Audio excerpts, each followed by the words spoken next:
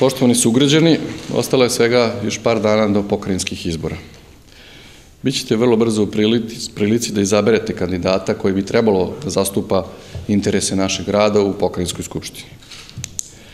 U ovom slučaju hteo bih da napomenem da nisu bitni samo interesi političkih partija, niti lični interesi, nego opšti interesi svih Zrenjaninaca i želim i svoje protiv kandidate da pozovem da upravo tako nastupaju u svojoj kampanji. Sve aktivnosti koje smo mi sprovodili kao stranka usmerene su bile ka dijalogu. Obišli smo ceo teren ove izborne jedinice 17/3, dobili pregršt informacija na osnovu kojih će budući pokrajinski poslanik imati puno pravo da za skupštinskom govornicom iznese stav Srpske napredne stranke i želju da se u pokrajini stvari pokrenu sa mrtve tačke. Vrlo dobro znate da su prognoze o poziciji, ekonomskoj poziciji sa makroekonomskog nivoa vrlo loše. Zašto to govorim? Zato što period koji je iza nas, duge vladavine Demokratske stranke i Lige socijaldemokrata Vojvodine u pokrajini Vojvodini su doveli do toga da sredstva iz kapitalnog fonda zaobilaze i grad Zrenjanin, a boga mi i Suboticu i Pančevo, a Novi Sad se radi i gradi. U tom smislu napominjem da u Vojvodini, u Banatu, u našoj plodnoj ravnici, jasno je da je poljoprivreda naša glavna razvojna šansa.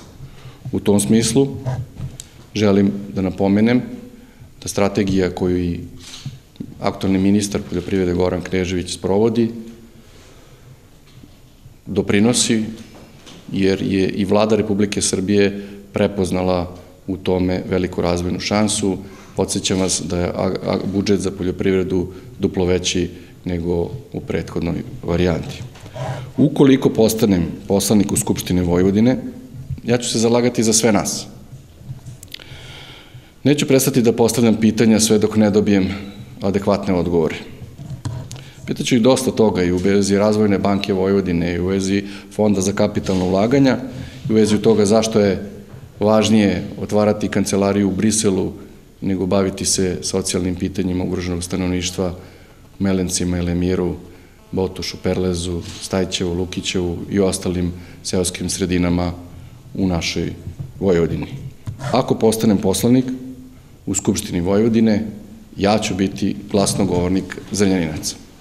Uvažene dame i gospodo, pa ja sam danas ovde da u ime našeg predsjednika stranke, gospodina Aleksandra Vučića, cijele naše stranke, a i u svoje lično ime, snažno podržim gospodina Darka Bađoka, našeg kolegu i pre svega prijatelja, u kandidaturi za pokrajinskog poslanika. Zašto Darko?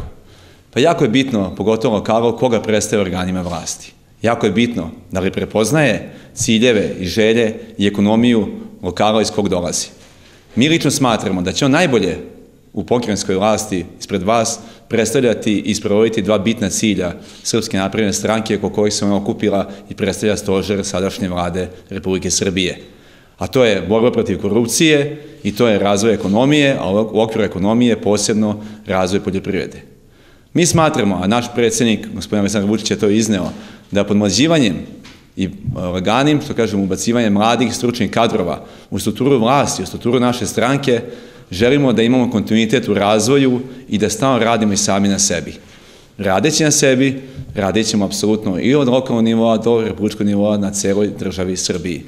Gospodin Darko je prepoznat i od građana Zrenjanina, a i celog Banata, kao čovjek koji može adekvatno da reprezentuje vaše interese.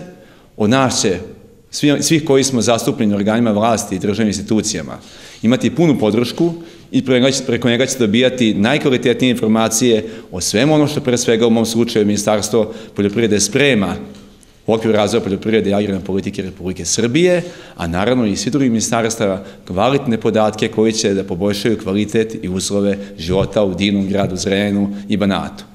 I ono što ja moram dodatno lično da kažem, da ćemo posebno raditi i na razvoju lovstva. U Banatu su sjajni lovci i gospodin Darko je obećao isto da ćemo i u tom segmentu organizaciju koja inače broji oko 100.000 ljudi, da taj segment isto razvijemo u Zrenjaninu. Ja pozivam sve građane Zrenjanina i Banata da snažno podrže našeg kandidata, a mi ono što možemo garantujemo da će poštenim, vrednim i stručnim radom i tekako pokazati da kada ljudi su usmereni i kad zajednički teže ka zajedničkom cilju, da to može i da se realizuje. Hvala najlepše.